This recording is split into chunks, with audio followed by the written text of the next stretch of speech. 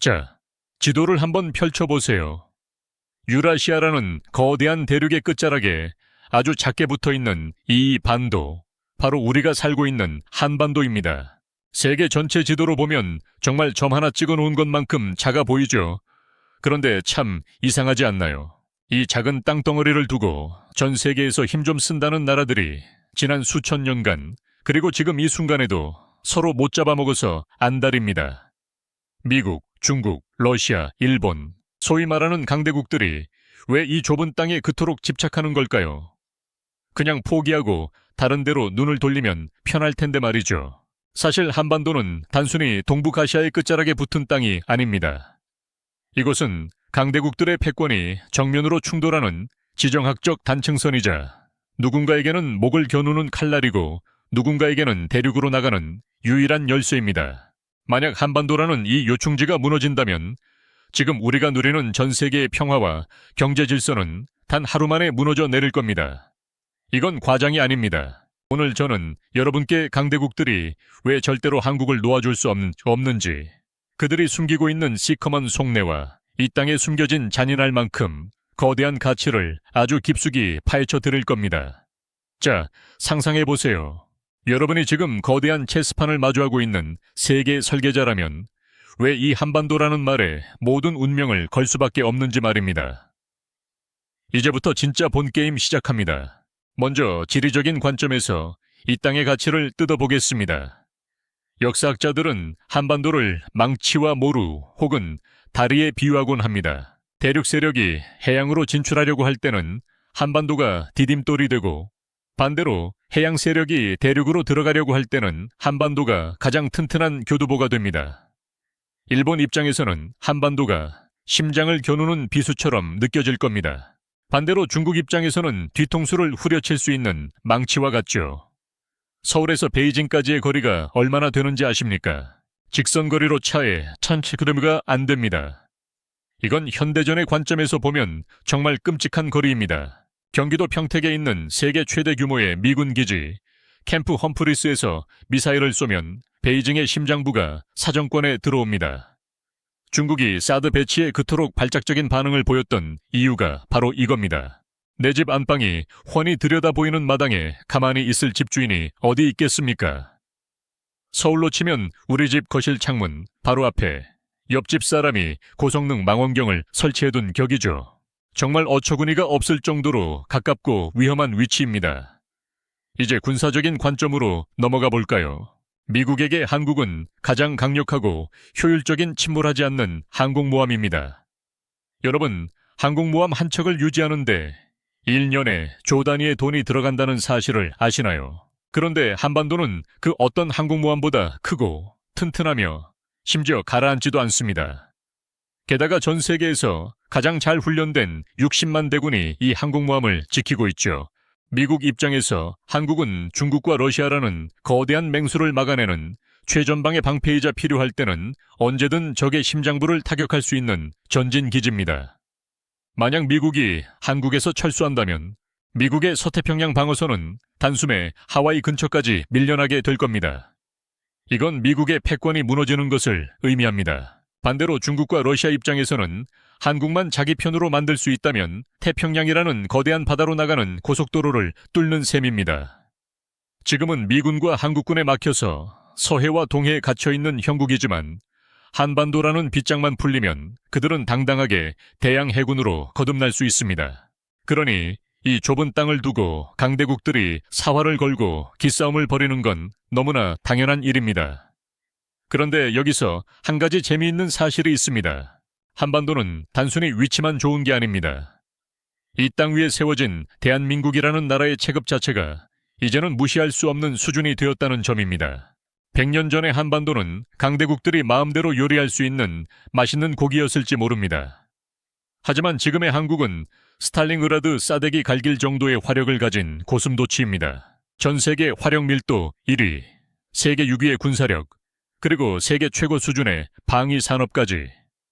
이제는 강대국이라 할지라도 한국을 무력으로 굴복시키려면 자기 팔다리 하나는 내놓아야 하는 상황이 됐습니다. 좁은 개천 수준의 지정학적 위기를 넘어서 이제는 한국 자체가 하나의 강력한 변수가 된 겁니다. 만약 한반도에서 다시 전쟁이 터진다면 그건 단순히 지역 분쟁으로 끝나지 않습니다. 전 세계 공급망이 마비되고 세계 경제가 대공황 수준으로 주저앉는 거대한 재앙이 될 겁니다. 자, 이제 경제와 공급망이라는 관점에서 이 문제를 들여다봅시다. 요즘 전 세계의 가장 뜨거운 화두가 뭡니까? 바로 반도체죠. 한국의 삼성전자와 SK하이닉스가 생산하는 메모리 반도체가 없으면 전 세계 스마트폰, 자동차, 데이터 센터, 그리고 최첨단 무기 체계까지 모조리 멈춰버립니다. 이건 과장이 아닙니다. 만약 어떤 강대국이 한국을 점령하거나 한국의 공급망을 통제하게 된다면 그 나라는 전 세계의 디지털 목줄을 죄는 것이나 다름없습니다. 미국이 왜 그렇게 한국의 반도체 공장을 자국으로 끌어들이려 하고 중국이 왜 필사적으로 한국의 기술을 훔치려 하겠습니까? 한반도는 이제 지리적 요충지를 넘어 기술 패권의 성지가 되었기 때문입니다. 전쟁은 총칼로만 하는 게 아닙니다. 반도체 하나로 강대국의 숨통을 조일 수 있는 시대, 한반도는 그 전쟁의 가장 치열한 전장입니다. 여기서 우리가 주목해야 할 또 다른 지점은 바로 일본과의 관계입니다. 일본에게 한반도는 방파제입니다. 역사적으로 일본이 가장 두려워했던 시나리오는 대륙의 거대한 세력이 한반도를 완전히 장악하고 자신들을 공격해오는 것이었습니다. 몽골의 침략이 그랬고, 근대 러시아의 남진 정책이 그랬습니다. 그래서 일본은 한반도를 자신들의 영향력 아래 두거나 적어도 대륙 세력의 손에 넘어가지 않게 하려고 필사적입니다. 한반도가 적의 손에 넘어가는 것은 일본의 심장에 칼을 들이대는 것과 같다는 말은 일본 우익들의 전유물이 아니라 그들이 수백 년간 지녀온 뿌리 깊은 공포입니다. 그래서 일본은 한반도의 분단을 내심 즐기면서도 한국이 너무 약해져서 중국이나 러시아에 흡수되는 것은 극도로 경계합니다. 정말 이기적이고도 처절한 셈법이죠. 반면 중국의 셈법은 더 공격적입니다. 시진핑 주석이 주창하는 중국몽의 핵심은 미국을 태평양 밖으로 밀어내고 아시아의 맹주 자리를 되찾는 겁니다. 그러기 위해서 반드시 넘어야 할 산이 바로 한반도입니다. 중국 입장에서 주한미군은 눈의 가시 정도가 아니라 목에 걸린 생선가시 같은 존재입니다. 사드 보복 사건을 기억하시나요? 중국은 한국의 경제적 약점을 이용해 안보 주권을 흔들려 했습니다. 그들은 한국이 미국과의 동맹을 끊고 중국의 영향력 아래로 들어오기를 간절히 원합니다. 만약 한국이 중국의 편에 선다면 중국은 동북아시아에서 미국의 손발을 완전히 묶어버릴 수 있습니다. 그러면 대만 침공이나 남중국해 영유권 문제도 훨씬 수월해지겠죠. 중국에게 한반도는 패권 경쟁의 승패를 가를 캐스팅 보트입니다. 러시아는 또 어떻습니까? 최근 우크라이나 전쟁 이후 러시아와 북한의 밀착 행보가 심상치 않습니다. 러시아에게 한반도는 부동항, 즉 겨울에도 얼지 않는 항구를 얻기 위한 오랜 수건의 땅입니다. 또한 태평양으로 나가는 길목에서 미국의 세력을 견제할 수 있는 최적의 장소죠. 푸틴이 김정은과 손을 잡는 이유는 단순히 탄약이 부족해서가 아닙니다. 한반도라는 지정학적 카드를 흔들어서 미국의 시선을 분산시키고 동북아시아의 판을 흔들어 자신들의 몸값을 높이려는 고도의 전략입니다.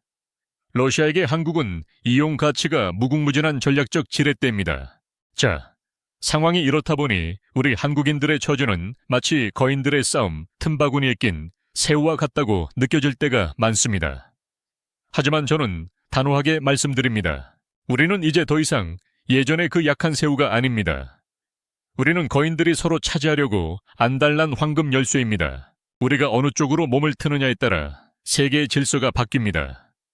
강대국들이 우리를 놓지 못하는 이유는 우리가 단순히 불쌍해서가 아닙니다. 우리가 너무나 강력하고 너무나 중요하며 대체 불가능한 존재이기 때문입니다. 정말 그럴까요? 라고 되물으신다면 지난 수년간 한국의 위상이 어떻게 변했는지 한번 떠올려 보십시오. K케월처로 세상을 매료시키고 K방산으로 유럽의 하늘을 지키며 K반도체로 세계의 뇌를 지탱하는 나라. 이게 바로 지금의 대한민국입니다. 그런데 이런 영광스러운 위상 뒤에는 잔인한 그림자가 함께 있습니다. 지정학적 가치가 높다는 말은 뒤집어 말하면 그만큼 전쟁의 위험이 크다는 뜻이기도 합니다. 강대국들이 한국을 놓지 못한다는 건 자기들이 가질 수 없다면 차라리 부숴버리고 싶어 할 수도 있다는 위험한 본능을 자극합니다. 100년 전 구한말의 역사가 우리에게 주는 교훈이 무엇입니까? 힘없는 중립은 비극으로 끝난다는 겁니다. 강대국들의 이해관계가 얽히고 설킨 이 땅에서 살아남기 위해서는 그들의 셈법보다 한 수 앞선 전략이 필요합니다. 미국과는 기술과 안보의 가치를 공유하고 중국과는 경제적 실리를 챙기며 러시아와 일본의 야욕을 견제하는 정교한 외교적 줄타기 말이죠. 이건 단순히 정치가들의 몫이 아닙니다. 이 땅에 발을 붙이고 사는 우리 모두가 깨어 있어야 할 이유입니다. 상상해 보십시오. 만약 한반도가 평화롭게 통일되어 유라시아 대륙과 연결되는 철도가 뚫린다면 어떻게 될까요?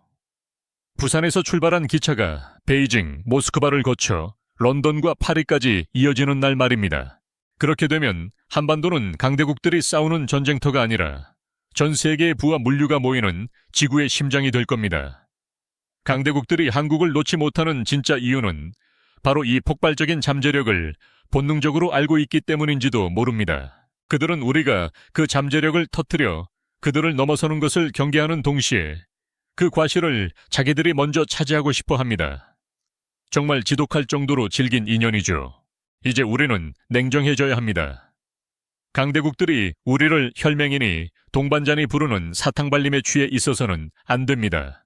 국제사회에는 영원한 우방도 영원한 적도 없습니다. 오직 영원한 국익만이 있을 뿐입니다. 강대국들이 왜 한국을 놓지 못하는지를 이해하는 것은 우리가 그들의 소나기에서 놀아나지 않고 우리만의 길을 가기 위한 첫걸음입니다. 서울 도심의 빽빽한 아파트 숲이 스탈린그라드와 같은 요새가 될 수 있는 것처럼 우리의 지정학적 위치 또한 우리를 가두는 감옥이 될 수도, 세계를 호령하는 발판이 될 수도 있습니다. 여러분, 이 작은 반도가 가진 힘이 느껴지십니까?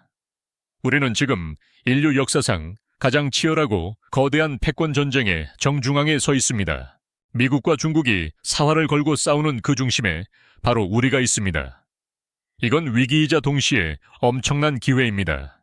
우리가 우리의 가치를 정확히 알고 이 판을 주도적으로 이끌어 나갈 수 있다면 21세기는 진정으로 한국의 시대가 될 수 있습니다. 정말 어처구니가 없죠 라고 말할 정도로 작았던 나라가 이제는 세계의 질서를 쥐락펴락하는 거인이 되어가고 있습니다. 이야기를 마무리하며 여러분께 묻고 싶습니다. 여러분은 강대국들의 이 질긴 집착이 무섭게 느껴지시나요? 아니면 자랑스럽게 느껴지시나요? 어쩌면 그 대답은 여러분이 얼마나 이 땅의 가치를 믿느냐에 달려있을 겁니다. 역사는 반복되지만 준비된 자에게는 결코 같은 비극을 허락하지 않습니다. 100년 전 선조들이 보지 못했던 세계의 흐름을 우리는 이제 스마트폰 하나로 실시간으로 지켜보고 있습니다.